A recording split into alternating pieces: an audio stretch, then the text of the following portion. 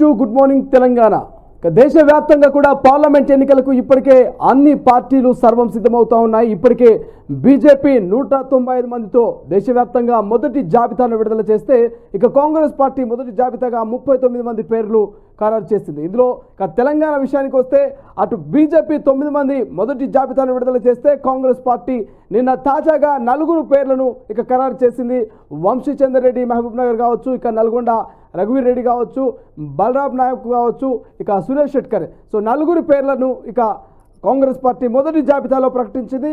ఇక మరో సెకండ్ జాబితాను కూడా ఈ నెల 11న ప్రకటించేటువంటి అవకాశం అయితే స్పష్టంగా కనిపిస్తుంది. మరోవైపు నిన్న తెలంగాణ వ్యాప్తంగా కూడా భక్తి శ్రద్ధలతో ఇక మహాశివరాత్రి పండుగ వేళ ఇక తెలంగాణలో ఉన్నటువంటి ప్రతి ఒక్కరు కూడా అంగరంగ వైభవంగా ఇక శివరాత్రిని అయితే జరుపుకున్నటువంటి పరిస్థితి మనం చూసాం. నిన్న మొత్తం జాగారము ఉపవాసాలతో ఇక భక్తి శ్రద్ధలతో మారుమోగుతున్నటువంటి ఆ యొక్క గుళ్ళు గోపురాలను మనం చూసాం.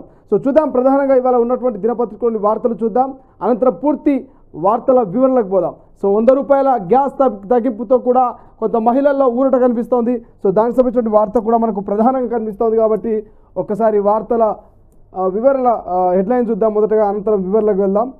ఎస్, ఈనాడులో ఉన్నటువంటి హెడ్లైన్స్: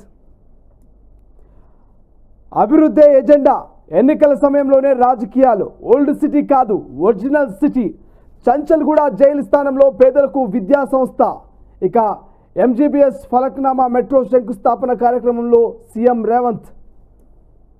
ఎస్, ఫారక్ నగర్ వద్ద మెట్రో రైల్ పనులకు శిలాఫలక ఆవిష్కరించిన అనంతరం సీఎం రేవంత్ రెడ్డితో అసదుద్దీన్ ఆత్మీయ కరచలనం చిత్రంలో షబీర్ అలీ. ఇక 5 ఏళ్ల రేవంత్ అధికారంలో ఉంటారు, 5 ఏళ్లు రేవంత్ అధికారంలో ఉంటారు. ఇక ఆ ఎంఐఎంఏ అధినేత అసదుద్దీన్ ఓవైసీ ఆసక్తికర వ్యాఖ్యలు. సో ఎస్, ఒక్కసారి చూసుకోవచ్చు, నిన్న ఏదైతే రేవంత్ రెడ్డి గారు ఇక మెట్రో రైల్కి సంబంధించినటువంటి శిలాఫలకను ఆవిష్కరించారు. దానిలో భాగంగానే ఎన్నికల సమయంలోనే రాజకీయాలు, ఇక ఎన్నికలు అయిపోగానే అభివృద్ధి దిశగా పోతా ఉన్నాం, ఓల్డ్ సిటీ కాదది ఒరిజినల్ హైదరాబాద్ అంటూ కూడా ఇక రేవంత్ రెడ్డి గారు కామెంట్ చేస్తూ ఉన్నారు. చంచల్గూడ జైలు స్థానంలో పేదలకు విద్యా సంస్థలు ఏర్పాటు చేస్తాం, ఇక ఎంజీబీఎస్ నుంచి ఫలక్నామా వరకు మెట్రో రైల్ని ఏర్పాటు చేస్తాం, దానికి సంబంధించినటువంటి శంకుస్థాపన కార్యక్రమంలో మాట్లాడారు. ఇక మరో హెడ్లైన్ కనిపిస్తోంది: వంట గ్యాస్పై 100 రూపాయల తగ్గింపు, ఎన్నికల ముందు కేంద్రం కీలక నిర్ణయం, మహిళా దినోత్సవం కానుకగా ప్రధాని ప్రకటన. నిన్న అంతర్జాతీయ మహిళా దినోత్సవం సందర్భంగా ఇక దేశంలో ఉన్నటువంటి ప్రతి మహిళకు ఒక కానుకగా 100 రూపాయల వంట గ్యాస్ తగ్గింపుతో ప్రస్తుతం అయితే హైదరాబాద్లో 955 రూపాయలు ఉన్నటువంటి వంట గ్యాసు 100 రూపాయల తగ్గింపుతో 855 రూపాయలకు వచ్చే అవకాశం అయితే మనకు స్పష్టంగా కనిపిస్తోంది. ఇక మరొక హెడ్లైన్స్ చూసే ప్రయత్నం చేస్తే ఇక్కడ కాంగ్రెస్ తొలి జాబితాలో 4, ఇక మిగిలిన 13 లోక్సభ నియోజకవర్గాలపై ఉత్కంఠ. ఈ 4 జాబితాలో రఘువీర్ రెడ్డి నల్గొండ, ఇక బలరాం నాయక్ మహబూబాబాద్, వంశీచందర్ రెడ్డి మహబూబ్ నగర్, సురేష్ షెట్కర్ జహీరాబాద్, 4తో కాంగ్రెస్ పార్టీకి సంబంధించినటువంటి మొదటి జాబితాను ఇక కాంగ్రెస్ పార్టీ అయితే ప్రకటించింది. పార్లమెంట్ ఎన్నికల వేళ మరి ఇంకా అంటే 4 జాబితాను ప్రకటిస్తే ఇంకా 13 మందికి సంబంధించినటువంటి జాబితాను మేబీ 11న ప్రకటించే అవకాశం ఉన్నట్లయితే మనకు స్పష్టంగా తెలుస్తోంది. ఇక మరో వార్త చూద్దాం. ఎస్, మళ్ళీ వయనాడు నుంచే రాహుల్ పోటీ, 39 మందితో కాంగ్రెస్ తొలి జాబితా. ఇక బెంగళూరు రూరల్ బరిలో డీకే శివకుమార్ సోదరుడు సురేష్, కేరళలో పోటీ చేసే సీట్లన్నిటికీ అభ్యర్థులు ఖరారు. ఇక మళ్ళీ వయనాడు నుంచే రాహుల్ గాంధీ ఎంపీ అభ్యర్థిగా పోటీలోకి దిగుతా ఉన్నారు బరిలోకి.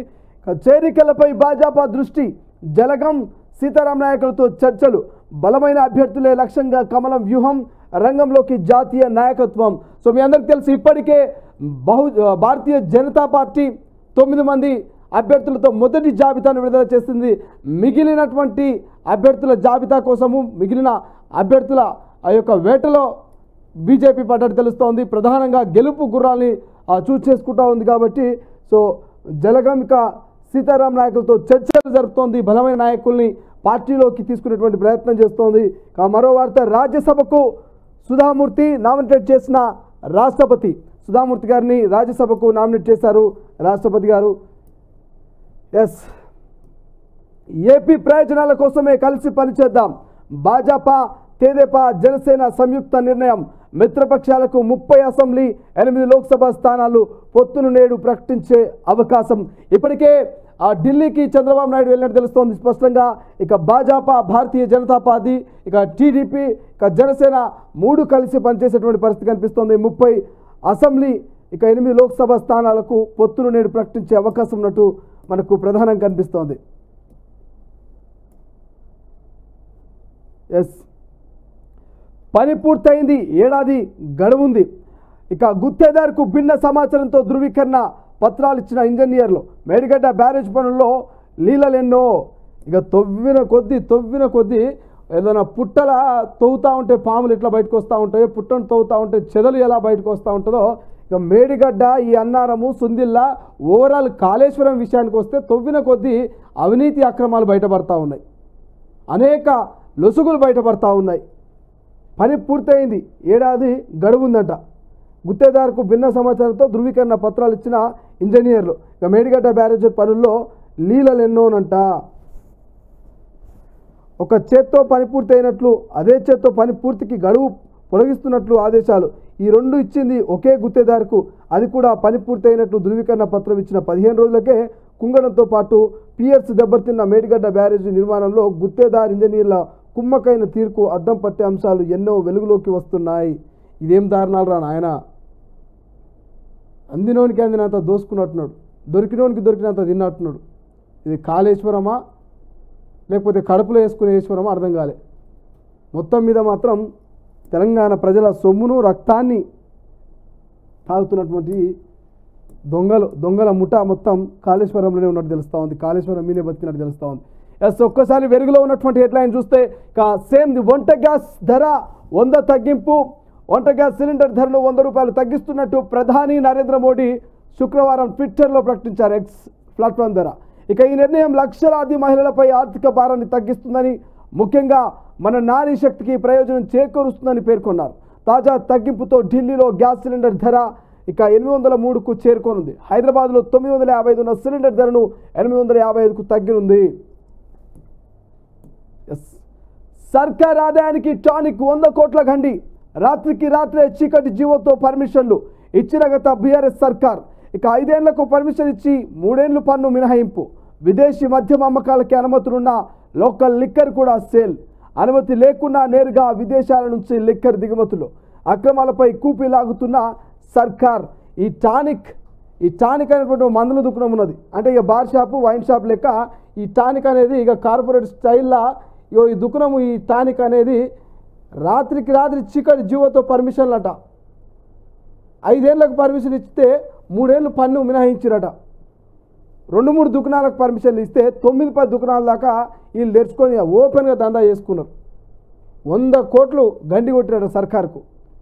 గత పాలకుల ముఖ్య నాయకులు అనుచరులు ఇక ఈ టానిక్ దందాల ప్రధాన సూత్రధారులు, పాత్రధారులు. సో ఇట్టున్నది ఈ టానిక్ కథ విషయానికి వస్తే, ఇక విదేశీ మందులను మాత్రమే అమ్ముకోవాలని పర్మిషన్ ఉంటే ఇక లోకల్లో ఉన్నటువంటి బ్రాండ్లను కూడా అమ్ముకునే ప్రయత్నం చేసిందట టానిక్. ఎంత ముదుగు పెట్టినా ఆ పేరు కూడా టానిక్స్. ఒక బుడ్డ పొరగాళ్లకు టానిక్ దాపినట్టుగా ఇక టానిక్ అనేటువంటి అద్భుతమైనటువంటి పేరు కూడా తీసుకున్నారు. సో ఇంకొక వార్త చూద్దాం. ఈ టానిక్ గురించి పూర్తి వివరంలో మాట్లాడదాం. ఓల్డ్ సిటీలో ప్రతి గల్లీని అభివృద్ధి చేస్తాం, హైదరాబాద్ ప్రతిష్టను పెంచుతాం, సీఎం రేవంత్ రెడ్డి. పేద మధ్యతరగతి ప్రజల కోసమే ఓల్డ్ సిటీకి మెట్రో. ఓల్డ్ సిటీ అంటే పాత బస్తీ కాదు, ఇదే ఒరిజినల్ హైదరాబాద్ సిటీ. కుతుబ్ షాయిల నుంచి నిజాం వరకు ప్రపంచ స్థాయి గుర్తింపు ఉంది. మూసీ సుందరీకరణ కోసము రివర్ ఫ్రంట్ ఏర్పాటు. పాత బస్తీలో మెట్రో రైల్ ప్రాజెక్టు పనులకు శంకుస్థాపన. ఇంతకుముందు చెప్పుకున్నాం కదా. సో మొత్తం మీద పాత బస్తీ అంటే, ఓల్డ్ సిటీ అంటే పాత బస్తీ కాదు, ఇదే ఒరిజినల్ హైదరాబాద్ అంటూ వార్త రాశారు. ఇక 39 మందితో కాంగ్రెస్ ఫస్ట్ లిస్ట్. తెలంగాణలో 4 ఎంపీ స్థానాలకు అభ్యర్థులు ప్రకటించిన పార్టీ హైకమాండ్. కర్ణాటక, ఛత్తీస్గఢ్, కేరళ, ఈశాన్య రాష్ట్రాలకు కూడా. ఇక మహబూబ్ నగర్ వంశీచంద్ర రెడ్డి, మహబూబాద్కు బలరాం నాయక్, జహీరాబాద్కు సురేష్ షెట్కరీ, నల్గొండకు రఘువీర్ రెడ్డి, వైనాడు నుంచి రాహుల్ గాంధీ ఈ నెల 11న సెకండ్ లిస్టు విడుదలయ్యే అవకాశం ఉందట. ఎస్, ఒక్కసారి ఏబిఎన్ ఆంధ్రజ్యోతిలో ఉన్నటువంటి హెడ్లైన్ చూస్తే, యాస్టీస్గా రాజ్యసభకు సుధామూర్తి. ఇక హైదరాబాద్ అభివృద్ధి బాధ్యత నాదే. ఎస్, కాంగ్రెస్ అభ్యర్థులుగా రఘువీరు వంశచందు యాస్టిస్గా అన్ని దినపత్రికల్లో అదే వార్తలు. ఇక కాళేశ్వరం ఉద్యోగులు కమిటీ ముందుకు అండగా ఉంటాం, 5 ఏళ్లు మీదే అధికారం, రేవంత్ మొండి మనిషి, అదే సీఎంను చేసింది. ఇంకా ఎంపీ అసదుద్దీన్ వ్యాఖ్యలు, నిజంగా రేవంత్ రెడ్డి నిజంగానే మొండి మనిషి. సో రేవంత్ రెడ్డి అనే వ్యక్తి ఎవరు చెప్పినా వినని మొండి మనిషి కాబట్టి ఇవాళ పిసిసి అధ్యక్షుడి నుంచి మారుమూల గ్రామం నుంచి పాలమూరు బిడ్డగా ఇవాళ ముఖ్యమంత్రి పీఠం వరకు ముఖ్యమంత్రి కుర్చీలో కూర్చున్నా అంటే ఆయన ఎంత మొండి మనిషో ఒక్కసారి ఆలోచించాలి. సో 5 ఏళ్ల వరకు కూడా అధికారంలో మీరే ఉంటారు. సో రేవంత్ రెడ్డి గారు చెప్పినా వినని మొండి మనిషి అంటూ ఎంపీ అసదుద్దీన్ ఓవైసీ చెప్తున్నటువంటి ఆ వ్యాఖ్యలు మనకి ఇక్కడ కనిపిస్తూ ఉన్నాయి. నా ఓల్డ్ సిటీకి పోయారు, ఆ మెట్రోకి సంబంధించినటువంటి శంకుస్థాపన పనులు చేయడానికి శంకుస్థాపనకు సంబంధించినటువంటి కార్యక్రమంలో పాల్గొన్నటువంటి రేవంత్ రెడ్డి గారిని సో మీకు 5 ఏళ్ళు అధికారంలో మీరే ఉంటారు, మేము అండగా ఉంటాం అనేటువంటి రీతిలో అసదుద్దీన్ ఓవైసీ మాట్లాడుతున్నటువంటి వ్యాఖ్యలు. ఇంకొక వార్త చూద్దాం. భక్తవ శంకర సో నిన్నటి శివరాత్రికి సంబంధించినటువంటి వార్త అది. ఒక్కసారి తొలి వెలుగులో ఉన్నటువంటి వార్తలు చూద్దాం. ఓల్డ్ సిటీ కాదు ఒరిజినల్ సిటీ. సో ఇంతకుముందు చెప్పుకున్నాం కదా, ఇక నిన్న మెట్రో శంకుస్థాపనకు సంబంధించినటువంటి వార్త. 4గురితో కాంగ్రెస్ తొలి జాబితా. ఇక రేసు గుర్రం కాదు గుడ్డి గుర్రం, రేవంత్ రెడ్డి 3 నెలల ముఖ్యమంత్రి, ప్రభుత్వ ఉద్యోగాల్లో మహిళలకు తీవ్ర అన్యాయం, జీవో 3ను రద్దు చేయాలని డిమాండ్, భారత్ జాగృతి ఆధ్వర్యంలో ఎమ్మెల్సీ కవిత ధర్నా. కవిత గారిని చూస్తూ ఉంటే ఇలా తిట్టాలనా, ఏడవాలనా, నవ్వాలనా, ఓదార్చాలనో అర్థం కానిటువంటి పరిస్థితి. మహిళల కోసము ఇలా ఇందిరా పార్కు ధర్నా చౌక్లో పోయి ధర్నా చేస్తుందంటే నిజంగా మీ సాహసానికి మీ ధైర్యానికి మెచ్చుకోవాలి కవిత గారు. ఇదే ఇందిరా పార్కు ఇదే ధర్నా చౌక్లో కనీసం వాళ్ళ యొక్క సమస్యలను చెప్పుకోవడానికి ఆ ధర్నా చౌక్నే లేకుండా చేసిరు గత ప్రభుత్వంలో ఉన్నటువంటి మీ నాన్నగారు మాజీ ముఖ్యమంత్రి కేసీఆర్ గారు. కనీసం కాంగ్రెస్ ఆ ధర్నా చౌక్లో కూర్చొని మీరు నిరసన తెలియజేయడానికి ఓ అవకాశాన్ని కల్పించింది. ఇక మహిళల విషయానికి వస్తే ఇక మహిళలకు తీవ్ర అన్యాయం జరుగుతూ ఉందంట. గత 10 ఏళ్ల పాటు మహిళలకు ఏ పార్టీ అభివృద్ధి చేసిరు, మీరు ఏ పార్టీ అవకాశాలు ఇచ్చిర్రు, ఏ పార్టీ న్యాయం చేసిరో ఒక్కసారి కవిత గారు చెప్పాలి. ఎంతోమంది మహిళల మీద దాడులు జరిగితే స్పందించని కవిత గారు, ఎంతోమంది పేద మహిళలకు అన్యాయం జరిగితే స్పందించని మహిళలపై స్పందించని కవిత గారు ఇలా కాంగ్రెస్ ప్రభుత్వం రాగానే పాపం మహిళలకు అన్యాయం జరుగుతుందని రోడ్డు మీద వచ్చి బయట ఇచ్చి ఇలా ధర్నా చౌకులో ధర్నా చేస్తూ ఉంటే నిజంగా నవ్వాలనో ఏడవాలో తెలియదు. ఇక రేవంత్ రెడ్డి 3 నెలల ముఖ్యమంత్రి అట. ఆల్రెడీ 3 నెలలు అయిపోయిందమ్మా, 90 రోజులు గడుస్తూ ఉంది. 3 నెలలు అయిపోయింది. 3 నెలలు కాదు, మేము 30 సంవత్సరాలు మేమే ఉంటామని వాళ్ళంటా ఉంటే 3 నెలలనేమో వీళ్ళంటా ఉన్నారు. చూడాలి మరి. ఇక భారత్ జాగృతి ఆధ్వర్యంలో ఎమ్మెల్సీ కవిత ధర్నా అంటూ వార్త కనిపిస్తూ ఉంది. వివరాలలో చూసుకుందాం. ఇక హరహర మహాదేవ్ ఘనంగా మహాశివరాత్రి వేడుకలు, భక్తులతో కిటకిటలాడిన శైవ క్షేత్రాలు, శంభో శంకర అంటూ మారుమోగిన శివనామ స్మరణాలు, ఉదయం నుంచే అభిషేకాలు, పూజలు. అసలైన సిసలైన వార్త. నాడు డొక్కు సైకిలు, నేడు వేల కోట్లు. ఒకప్పుడు ఇంటింటికి తిరిగి పాలమిన వ్యక్తి నేడు రాష్ట్ర రాజకీయాల్లో కీలక నేతగా ఎదుగుదల. 1987లో స్కూల్ ప్రారంభంతో విద్యారంగంలోకి, నేడు 100 ఎకరాల్లో విద్యా సంస్థల విస్తరణ. 2014లో టీడీపీలో చేరి మల్కాజ్గిరి నుంచి ఎంపీగా విజయం. ఇక బీఆర్ఎస్ నుంచి ఎమ్మెల్యేగా గెలిచి కార్మిక శాఖ మంత్రిగా హోదా, భూ కబ్జా ఆరోపణలతో చర్చనీయాంశంగా మారిన ఆస్తుల విలువ. మల్కాజ్గిరి నుంచి మల్లారెడ్డి అవుట్, ఫలించిన రేవంత్ రెడ్డి వ్యూహం. మల్లారెడ్డి గారి గురించి రెండు నిమిషాలు చెప్పుకోవాలి. ఇది ఫటాఫటే కానీ మనం ఫటాఫట్ చెప్పుకుందాం. నిజంగా మల్లారెడ్డిని గతంలో అంటే గతం బీఆర్ఎస్ పార్టీ అధికారంలో ఉన్నప్పుడు బీఆర్ఎస్ పార్టీ అధికారం కోల్పోయి ప్రతిపక్ష హోదాకు వచ్చినప్పటికీ ఒక్కసారి మల్లారెడ్డిని కంపేర్ చేస్తూ చాలా వేరియేషన్స్ కనిపిస్తూ ఉన్నాయి. ఇక డీజే టిల్లుల ఆ యొక్క 2 వేరియేషన్స్ ఉంటాయి చూడు, హీరోయి అట్లా కనిపిస్తూ ఉన్నాయి. అంతకుముందు అధికారంలో ఉన్నప్పుడు డీజే టిల్లులో ఉన్నట్టు చిల్లు ఎంజాయ్ చేసినటువంటి మల్లారెడ్డి ఇక ప్రతిపక్ష హోదాకు పోయేసరికల్లా చల్లబడ్డాడు పాపం. ఆ డీజే టిల్లు కాస్త చల్లబడి సప్పగాయడు. తొడలు కొట్టి అరే సాలే గీలే అని మాట్లాడినటువంటి మల్లారెడ్డి సార్ దండం పెడతా అంటూ సలాం కొడతా ఉన్నాడు. ఇలా అధికార పార్టీకి ఆస్తులు కాపాడుకోనికే, వాళ్ళ కబ్జాలు అవినీతి ఆరోపణల నుంచి తప్పించుకోనికే ఇలా మల్లారెడ్డి అధికార పార్టీ నేతలకు సలాం కొడతా అంటున్నాడు.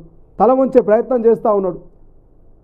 తీగలాగితే డొంక కదిలినట్టుగా మల్లారెడ్డి కబ్జాలు అవినీతి ఆరోపణలన్నీ కూడా ఒక్కటొక్కటిగా బయటపడతా ఉన్నాయి. మాట్లాడదాం మల్లారెడ్డి గురించి చాలా ఉంది. ఎందుకంటే ఇగో ఈ డొక్కు సైకిల్ కనబడుతుంది కదా, ఒకప్పుడు ఇదే డొక్కు సైకిల్, కానీ ఇలా మల్లారెడ్డికి వేల కోట్ల ఆస్తులు. ఎస్సిక ఆర్టీవీకి మర్రి బెదిరింపులు, కాలేజీ కూల్చివేతలను కవర్ చేయడానికి వెళ్ళిన ఆర్టీవీ రిపోర్టర్ ఇక మీడియాకు అనుమతి లేదంటూ అడ్డుకున్న సెక్యూరిటీ సిబ్బంది. సెక్యూరిటీ గార్డ్ ఫోన్ నుంచి రిపోర్టర్తో మాట్లాడిన మర్రి, తమాషాలు చేస్తున్నావా, ఉద్యోగం పీకేస్తానంటూ వార్నింగ్. ఏమంటుడు? తమాషా చేస్తున్నావా, ఉద్యోగం పీకే ఇస్తానంటూ వార్నింగ్ అట. ఎవరైనా మర్రి బెదిరింపులు. ఓకే, ఇక తెలుసు కదా, ఈయన మల్లారెడ్డి గారి అల్లుడు. ఇక మల్కాజ్గిరి ఎమ్మెల్యే మల్లారెడ్డి గారి అల్లుడు ఆర్టీవీ రిపోర్టరు పాపం అక్కడ బిల్డింగ్ కొలుస్తూ ఉంటే ఆ బిల్డింగ్ కవరేజ్కి పోతే తమాషాలు చేస్తున్నావా, ఉద్యోగం బీకించేస్తా అంటూ వార్నింగ్ ఇస్తూ ఉన్నాడట. మరి ఈయన పెట్టించిన పాపం ఉద్యోగం. ఇలా ప్రశ్నించేటువంటి తత్వంతో ఇలా జర్నలిస్టులంతా కూడా ఎక్కడ అవినీతి జరిగినా, ఎక్కడ అక్రమాలు జరిగినా సో వాటిని కవరేజ్ చేయడం వాళ్ళ యొక్క విధి విధానంలో ఒక భాగమైనటువంటి రిపోర్టరు ఆయన కవరేజ్కి పోతూ ఉంటే అక్కడ ఉన్నటువంటి బిల్డింగ్ కూల్చివేతను కవర్ చేస్తూ ఉంటే సెక్యూరిటీ సిబ్బంది ద్వారా ఇక మర్రి ఫోన్ చేయించి మరీ బెదిరిస్తూ ఉన్నాడట, ఉద్యోగం బీకించాలన్నా ఉంటావా పోతావని. ఈ దౌర్జన్యాలు, ఈ కబ్జాలు, ఈ అవినీతికి పాల్పడడానికే ఇలా కాంగ్రెస్ ప్రభుత్వం ఉక్కుపాదం మోపి ఇలా ఉన్నటువంటి అన్ని కబ్జాలని కూడా బయటపెట్టే ప్రయత్నం చేస్తూ ఉంది. మళ్ళీ ఇట్లే కాలుగాలిన పిల్లు లెక్క ఇక ఆగమాగం అయితే మొత్తం మీడియా మొత్తం ఫోకస్ మీ మీదే ఉంటుంది. చాలా ఒక రిపోర్టర్ని బెదిరించినట్టు రేపు అందరు రిపోర్టర్లు కూడా బెదిరించే అవకాశం ఉంటుంది. ఇది ఒక్కరితో ఆగేటువంటి పరిస్థితి ఉండదు. ఇక చూడు, సారు నేనేం చేయాలి, కేటీఆర్లతో మల్లారెడ్డి భేటీ, నిర్మాణాలు కూల్చివేతపై బీఆర్ఎస్ అధినేతతో చర్చలు, పార్టీ మారబోనని తేల్చి చెప్పిన మల్లారెడ్డి, నీకేం కాదు పార్టీ కాపాడుకుంటుందని ధైర్యం చెప్పిన కేటీఆర్. ఏమవుతుంది మరి, మస్తు పైసలున్నాయి మల్లారెడ్డి తన, ఆయన కాపాడుకుంటే వీళ్ళకు కూడా ఎంతో అంత కొంత వస్తుంది. మల్లారెడ్డి జర్ర భయం చుట్టుకున్నది మల్లారెడ్డికి. ఒక్కసారి నమస్తే తెలంగాణను సందర్శిద్దాం. ఈ ఇంట్లో గమ్మత్తుంటాయి, మళ్ళీ ఏం వాడుతుంటాయి. గురు శిష్యుల రహస్య భేటీ, బేగంపేట ఎయిర్పోర్ట్లో కలుసుకున్న బాబు రేవంత్, ఇద్దరి మధ్య 2 గంటల పాటు చర్చ. గురువారం మధ్యాహ్నం 3:30 నుంచి 5:30 వరకు భేటీ. ఇద్దరు మంత్రాలు, ఫోటోలు బయటకు రాకుండా జాగ్రత్తలు. ఆ తర్వాతే ప్రత్యేక విమానంలో వేరువేరుగా ఢిల్లీకి పయనం. కమలతో పొత్తుకు వెళ్తూ కాంగ్రెస్ సీఎంతో బాబు చర్చలు. బీజేపీ పెద్దల ప్రోద్బలంతోనే సమావేశమని అనుమానాలు. ఇది దగ్గరుండి చూసినట్టున్నారు కదా పాపం, షాయిగుడిలో ఇచ్చినట్టున్నారు వాళ్ళిద్దరు మాట్లాడుకుంటే. ఇక సిద్దిపేట జిల్లా నారాయణరావుపేటలోని మోటార్ వైండింగ్ షాప్లో శుక్రవారం మోటార్ల రిపేర్ కోసం వచ్చిన రైతులతో మాట్లాడుతున్న మాజీ మంత్రి హరీష్ రావు. పాపం మోటార్ వెయిటింగ్ అంటే ఏమంటుంది, కరెంటు చక్కగా రాక కాలిపోతున్నాయట మోటార్ల రిపేరింగ్ వచ్చిన రైతుల ఆవేదన అట. ఇదే హరీష్ రావు గారు గతంలో రుణమాఫీ చేయనప్పుడు బ్యాంకులకు పోయి బ్యాంకులో ఉన్న రైతులతో మాట్లాడకపోయినా గిట్లే, మేము రుణమాఫీ చేయలేం కదా, మరి మీరు అప్పులు కట్టుకున్నారా, మరి కొత్త రుణాలు ఏమైనా తీసుకుంటారా, పంటలు ఎట్లున్నాయి, ఏం కాదు అని అడగకపోయినావు బ్యాంకులకు పోయి. ₹1,00,000 రుణమాఫీ చేస్తున్నావు కదా, అప్పుడు రైతులు గుర్తుకు రాలే, బ్యాంకులు గుర్తుకు రాలే. అప్పుడు కొనుగోలు కేంద్రాలలో ఇక CCI సెంటర్లలో పాపం మొలికెత్తిన ఆ యొక్క వడ్లను వాళ్ళు రోడ్ల మీద ఎండబోసినటువంటి పరిస్థితి. కొనుగోలు కేంద్రాల వద్ద రోజుల తరబడి వాళ్ళ యొక్క ధాన్యం బస్తాలను వేసుకొని అక్కడనే పడుకున్నటువంటి పరిస్థితి. ప్రతి గింజను కొంటా అని ఆ రోజు మాజీ ముఖ్యమంత్రి కేసీఆర్ గారు మాటిచ్చారు. మరి అప్పుడెందుకో ఆ కొనుగోలు సెంటర్లకు పోలేకపోయారు, అప్పుడెందుకు IKP సెంటర్లకు దగ్గరికి పోలేకపోయారు. ఇలా మోటార్ వెయిటింగ్ సెంటర్ల దగ్గరికి పోతూ ఉన్నారట, మోటార్ వెయిటింగ్ ఆ షాపుల దగ్గరికి పోయి అడుగుతూ ఉన్నారట.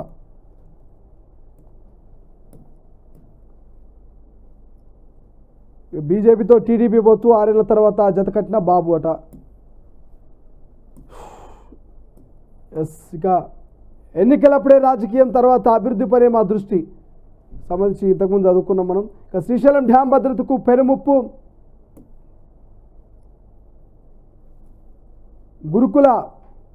గురుకుల పీడీ జాబితాలో అనర్హులట.